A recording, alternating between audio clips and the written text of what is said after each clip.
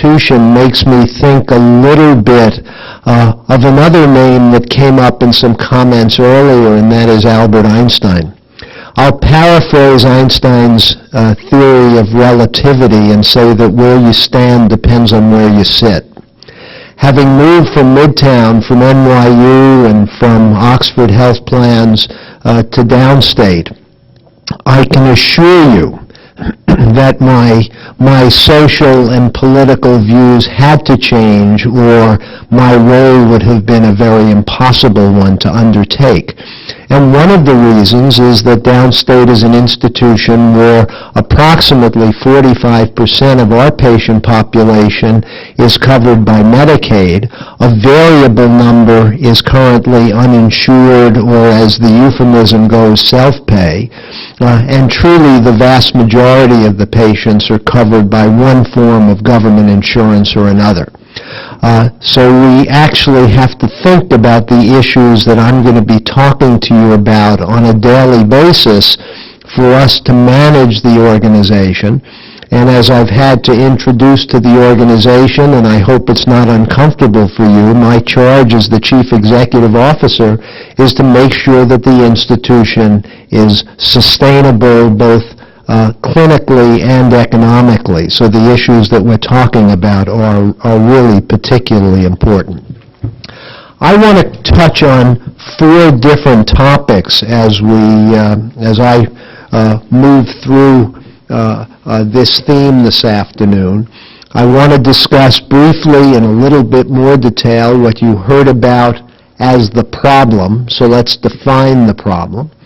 I'd like to spend a few minutes talking about why it's a problem. Then I'd like to spend just a couple of minutes on discussing a hospital perspective, and I'm going to close by sharing with you what I've called a societal perspective. Now, to start defining the topic, let's think just for a moment about the American healthcare system. I don't think there is any question that the American healthcare system is the best in the world. Why do I say that? Not just because I'm here, but you look at where people around the world will come for many of their services. The best of the American healthcare system is the most advanced technologically. It is one of the most creative. I think most of us who have access to health care are actually very pleased with the care that we receive. But it is far from a perfect system. It is not perfect in terms of the quality that's delivered. There's tremendous variability as you go site to site, institution to institution. Oftentimes there's too much done, oftentimes there's too little done, and it's a system that is only slowly evolving to what we have come to call evidence-based medicine. It's an extremely expensive system. It is so much more expensive than other systems around the world that we really have to wonder why we are actually consuming as much in the way of resource when, in fact, if you look at many critically important outcomes like longevity or infant mortality, that we, in fact, are not the best in the world. So there are a number of issues in terms of quality and expense. There's a theme that's particularly important to me given my role in an academic medical center, and that is if our system is so expensive and that's creating challenges of will, especially among those in government who fund the healthcare system, how are we going to sustain our academic enterprise, particularly continuing graduate medical education and research? A theme for another day, but I want to make certain that that's included in our thought process. But one of the issues of expense is that of access. Access, as you heard, may not be a function just of insurance. Access is a very complicated topic, and that's one of the major problems that we're going to be focusing on today. But we're going to be focusing on it today in the context of the growing number of uninsured. Now, the data that I'm going to give you, because it's the most robust, are a year or so out of date, and as you can see, most of these numbers we know are higher today. But in excess of 15% of the American public is currently uninsured for a period of at least a year. Many millions of other Americans are uninsured for shorter periods of time. Equally important, and occasionally more important, we have a very significant number of Americans, and remember, this is a little out of date, so we can say 15 is an understatement. 15 million Americans have chronic disease. That's going to be particularly important when we think in terms of the issue of access.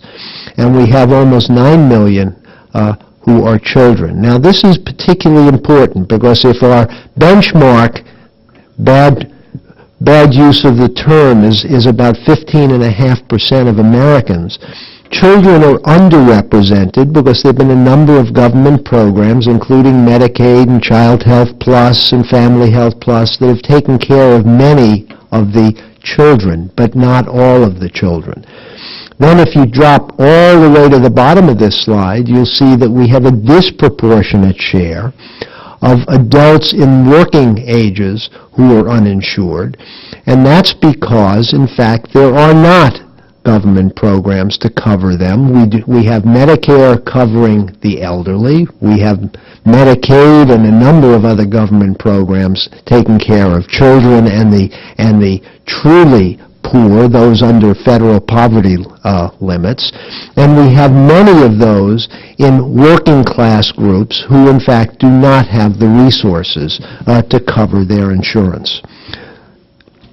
Let's spend a couple of minutes focusing on some risk factors, some of which are actually not intuitive. First, there is the issue of age, and I've touched on some of the points already. 50% of the uninsured are between the ages of 24 and 44.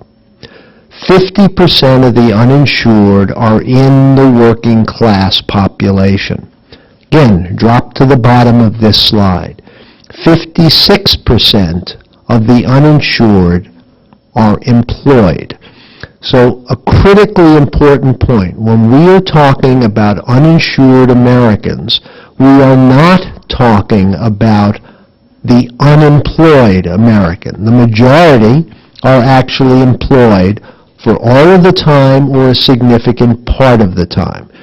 But the problem that we're going to confront is the way that, in fact, health care is provided, and that is through a system of insurance. So the first thing we have to do is unlink this relationship that is often thought of, that uninsured means unemployed. It also does not always mean the absence of resource, as you'll see in a second. There are significant racial disparities among the uninsured. The group that's consistently had the highest incidence of uninsured is the Hispanic population, followed by the black population, with the white population having a rate of approximately 12%. The other thing that is perhaps intuitive but disturbing is that the foreign-born population, now we're not discussing the undocumented immigrant situation, the foreign-born population has 3 times the incidence of being uninsured. A very, very important factor is education. Those with less than a high school education, in excess of 40%, are uninsured.